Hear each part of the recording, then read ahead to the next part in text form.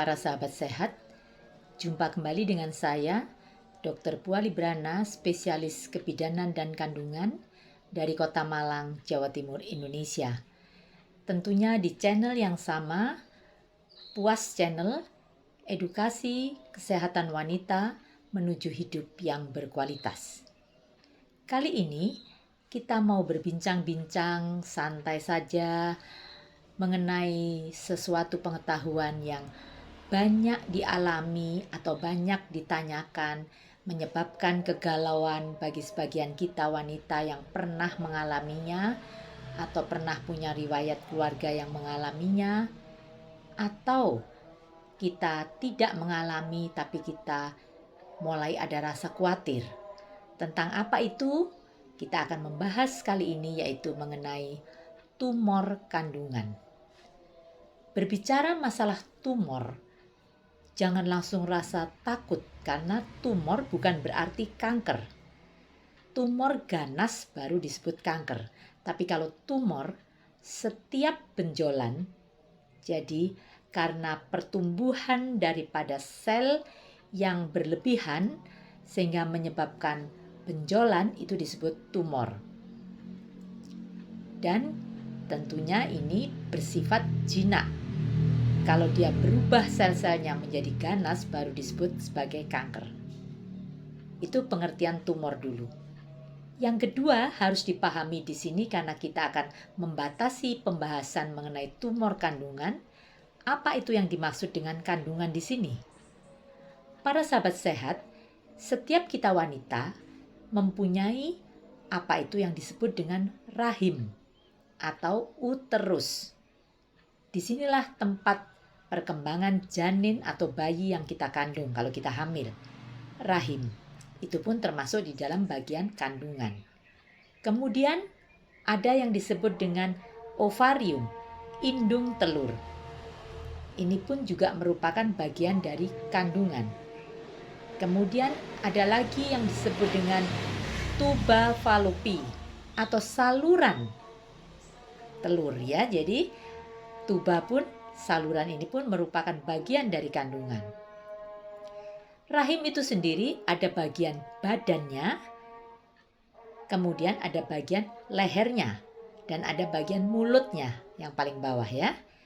Jadi dengan sedikit kita membahas, memahami tentang anatomi atau susunan daripada organ-organ kandungan kita, kita jadi bisa tahu kalau orang mengatakan tumor kandungan itu yang mana dulu.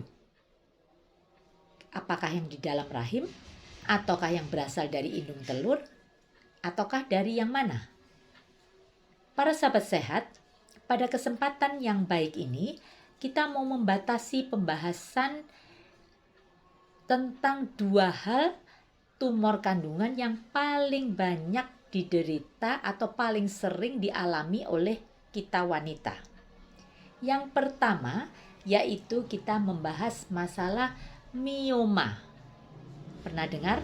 Mioma yaitu tumor yang berasal dari dalam rahim. Jadi kita ingat tadi rahim itu adalah uterus, tempat daripada berkembangnya janin kita kalau kita hamil.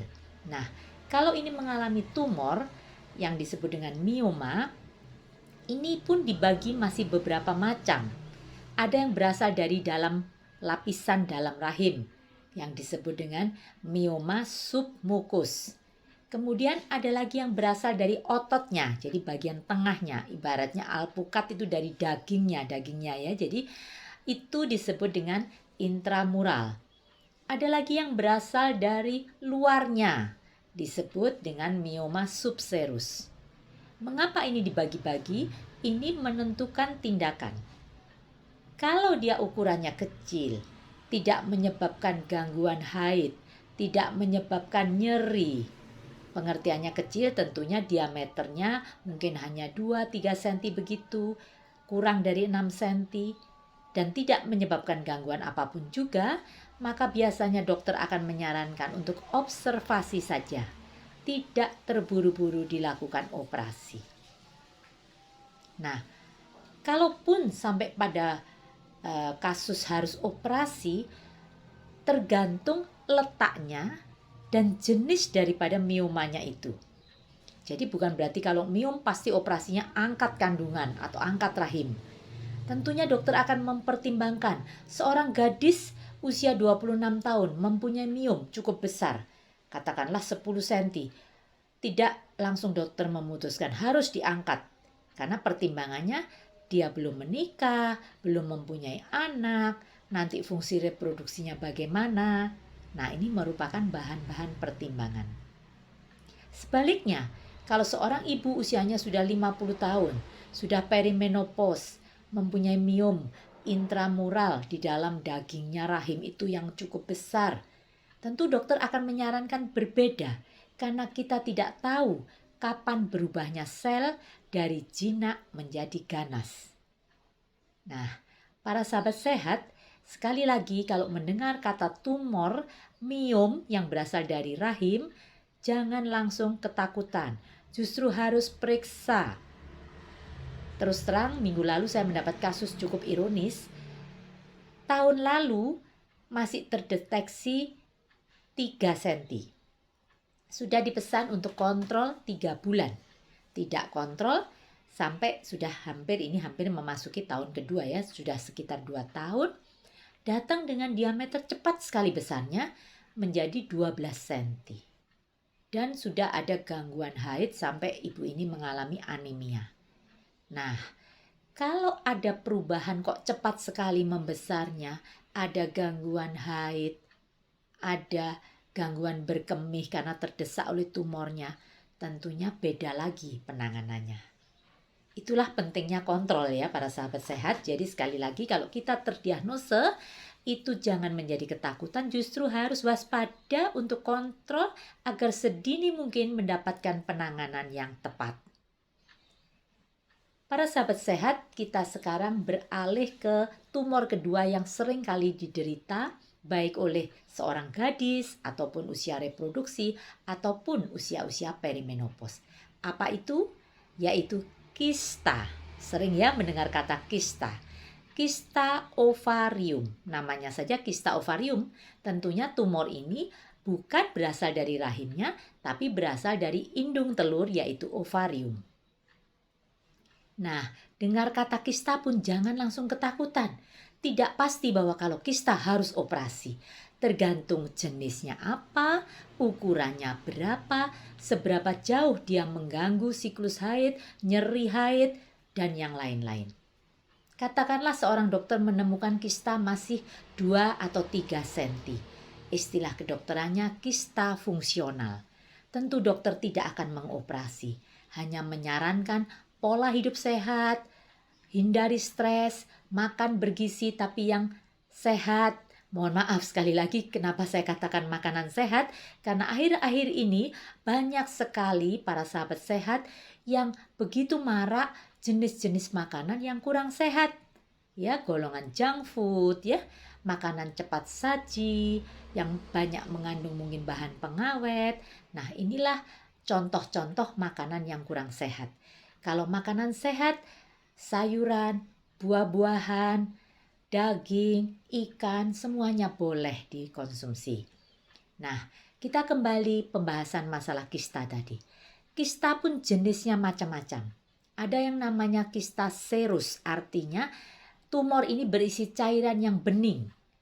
Ada lagi disebut kista mukus, berisi cairan yang lengket kayak ingus, jadi kayak lendir yang lengket begitu.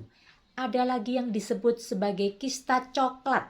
Kista coklat berisi cairan seperti susu kental manis coklat itu, ya.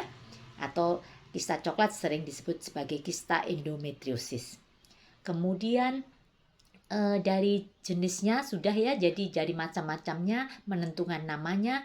Ada lagi yang disebut sebagai kista dermoid. Kista dermoid itu berisi jaringan-jaringan yang berasal dari lapisan ektoderm ya, jadi itu bisa berupa jadi kayak gigi, rambut. Jadi tidak benar dikatakan waduh ini menderita, mohon maaf ini ya, tumor yang disantet atau dibuat oleh roh-roh jahat, bukan ya, karena kista dermoid memang jenis kista yang bisa tumbuh gigi, rambut, jadi seperti pengapuran dan sebagainya, itu pun merupakan salah satu jenis kista. Para sahabat sehat, kista pun ada yang jinak, ada yang ganas.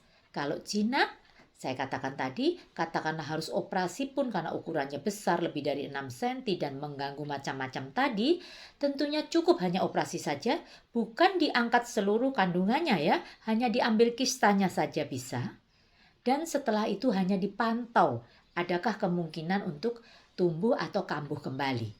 Sedangkan kalau dia berubah menjadi sel-selnya menjadi ganas yang disebut sebagai kanker ovarium, tentunya harus ditata laksanai dengan benar oleh seorang dokter ahli obstin konsultan onkologi. Jadi khusus yang menangani masalah kanker ganas. Karena setelah selesai operasi pun masih ada kelanjutannya.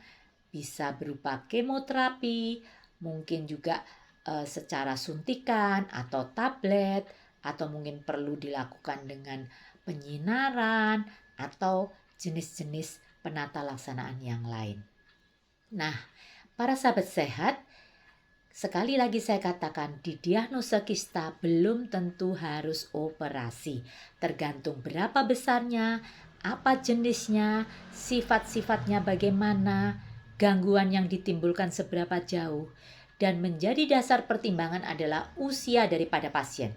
Kalau dia masih gadis, dibandingkan dengan mungkin sudah menikah tapi belum mempunyai anak, atau usia-usia sudah anak sudah cukup, sudah 40 tahunan begitu, atau bahkan sudah perimenopause, atau bahkan sudah postmenopause, sudah menopause baru ketahuan ada tumor ini.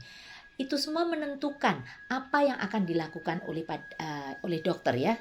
Para sahabat sehat, jadi sekali lagi dengan penjelasan saya ini tentu ada yang bertanda tanya, apa sih penyebabnya?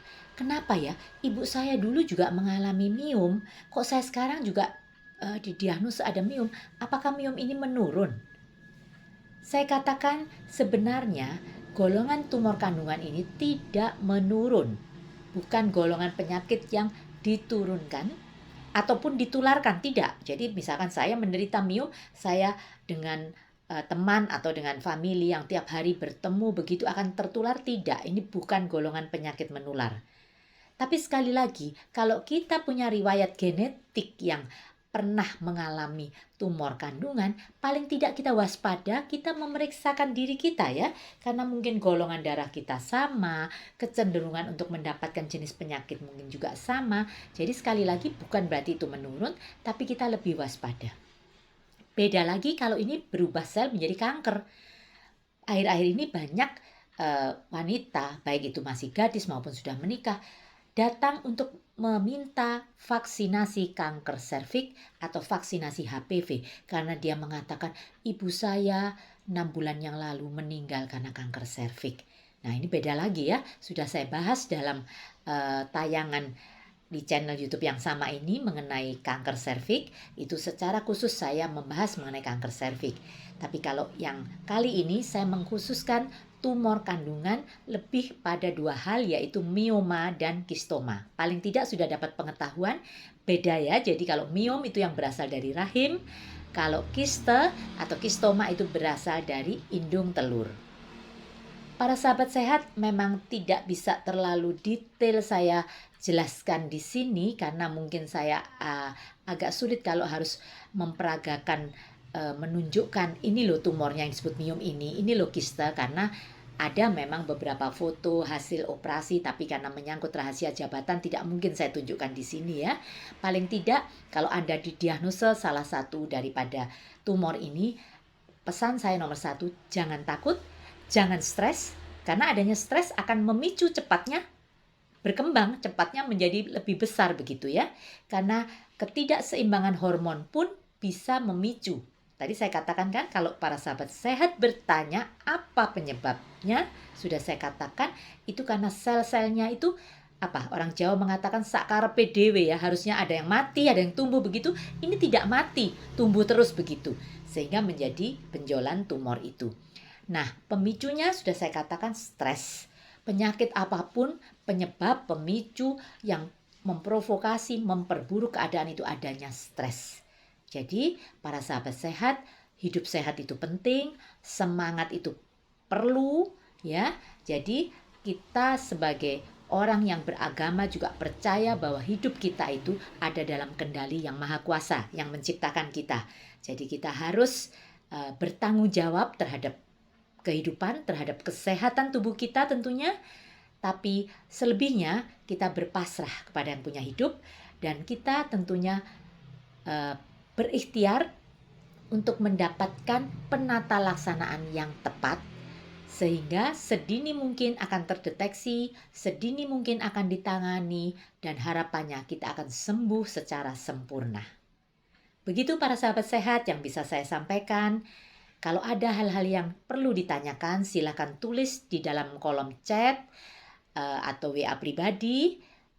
Tentunya saya akan berusaha untuk menjelaskan secara sederhana untuk kita sekali lagi tidak menjadi takut, tapi waspada dan selalu menjaga bertanggung jawab terhadap kesehatan tubuh kita. Salam sehat dari saya, Dr. Pua dari Kota Malang, Jawa Timur.